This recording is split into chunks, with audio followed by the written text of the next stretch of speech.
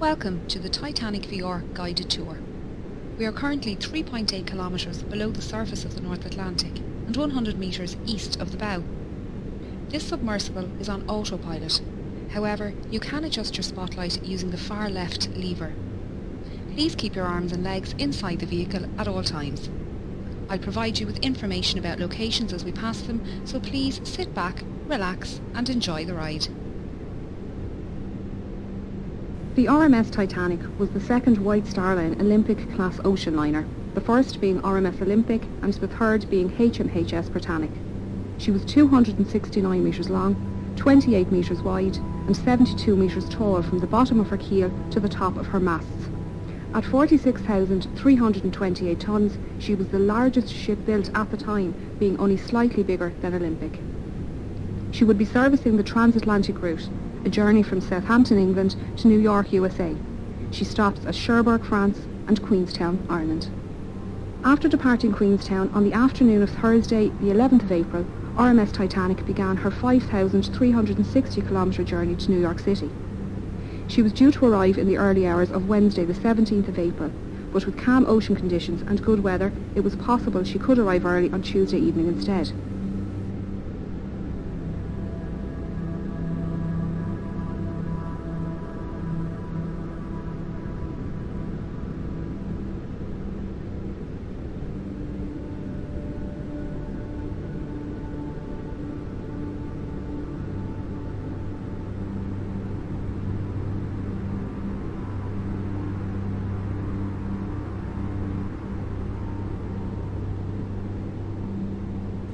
The night of the 14th of April was moonless and a light fog was developing on the horizon. Titanic's captain, Edward Smith, had received a number of ice warnings during the day and had changed their course so they were further south to avoid the affected areas. The captain retired to bed and First Officer William Murdoch took charge of the bridge as officer of the watch. Titanic steamed ahead until 11:40 p.m.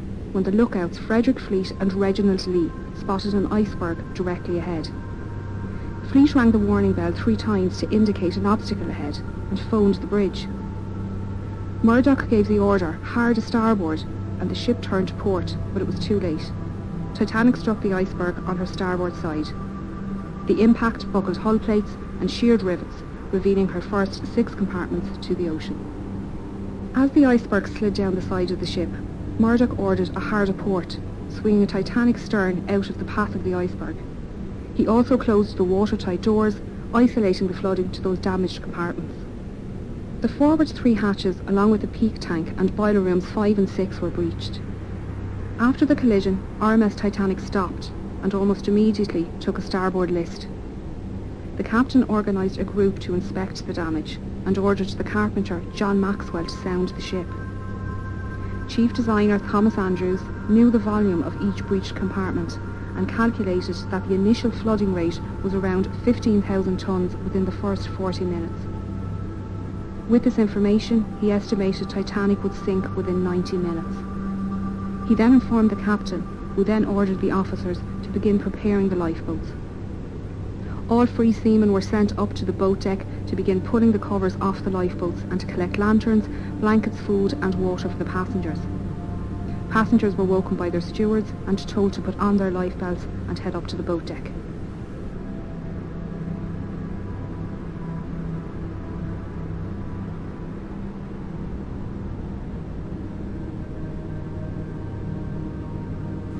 Titanic carried just 20 lifeboats, 4 more than required by the regulations outlined by the British Board of Trade. There were 14 regular wooden lifeboats, 2 smaller cutters and 4 Engelhart collapsible boats. The total capacity of these lifeboats was only 1,178 people, far less than the total on board. This fact must have weighed heavily on the captain's mind, as he specified the boats to be filled with women and children first. Just over an hour after the collision, the first lifeboat left the sinking ship. To convince women to leave, officers tried assuring them it was only a precaution, that they would be back on board by daylight. First Officer Murdoch filled the starboard side, while Second Officer Charles Lightoller filled port. The officers interpreted the captain's women and children first order differently, with Murdoch putting men into the boats after all the women and children near the boat had entered. Lightoller, on the other hand, only allowed women and children to enter the boats and refused all men and boys over 14 years old. By 1:45 a.m, Titanic was down by about 5 degrees to the head, with the forecastle almost underwater. Panic began to rise through the passengers still on deck as they watched boat after boat launch. A few male passengers were physically removed from stern portside lifeboats 14 and 16, and 5th Officer Harold Lowe warned other men not to approach by firing his pistol into the water below. The situation at the starboard bow was similar, with a group of men storming collapsible sea. Murdoch fired his pistol twice to warn them to move back from the lifeboat, and they were dragged out by other male passengers.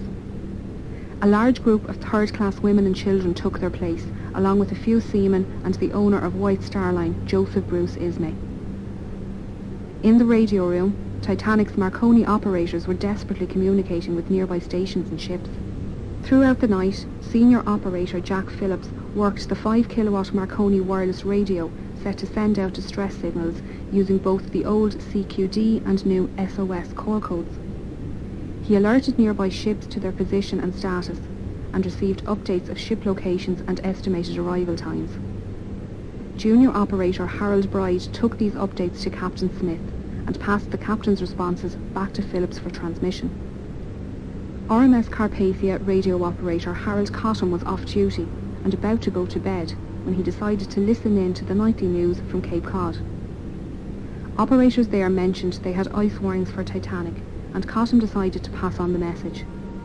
He was surprised when Phillips responded to his call with a CQD and gave Titanic's location. Cotton immediately took the message to Carpathia's captain, Arthur Rostron, who ordered all hands on deck and told Cotton to let Titanic know they were on their way.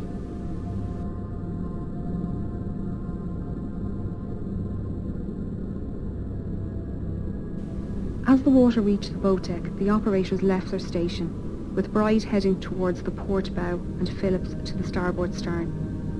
Murdoch and 6th Officer James Moody was standing on the starboard side, loading collapsible A into the davits. Lightoller was on the officers' quarters rooftop, removing collapsible B, when the bridge suddenly ducked under the surface. Waves washed over the decks, carrying people and the collapsible lifeboats into the ocean. The forward funnel collapsed at its base, with the resulting wave crushing the starboard bridge wing and those swimming in the water nearby. The stern rose out of the water, peaking at an angle of around 15 degrees. This placed stress on Titanic's keel, which buckled and twisted, tearing the ship in half and sending the waterlogged bow plummeting to the ocean floor. The tear wasn't clean, with decks failing to hold on at varying positions. The stern, now rapidly filling with water, bobbed on the surface for a few minutes before slipping under. RMS Titanic was carrying an estimated 2,208 passengers and crew, with only 712 surviving the disaster. Those who survived spent the night floating in darkness until RMS Carpathia arrived around 4 a.m. Captain Rostron had pushed the Cunard liner to break her speed record, but it wasn't enough. Titanic had sunk before Carpathia arrived, and they found 20 lifeboats at Titanic's location. Unfortunately, the exact number of victims is unknown, as there were many last-minute ticket purchases and cancellations, and that documentation was lost along with the ship. Of the 1,317 known passengers, over half were travelling third class or steerage as it was known. These passengers couldn't access the boat deck without entering second class or crew areas, meaning many were unaware how to get to the lifeboats and escape the sinking ship. First and second class passengers had no issues making their way to the boat deck, as staircases provided both classes direct access. Many expeditions to find and raise the wreck were proposed over the years, with the exact location of her wreck being unknown.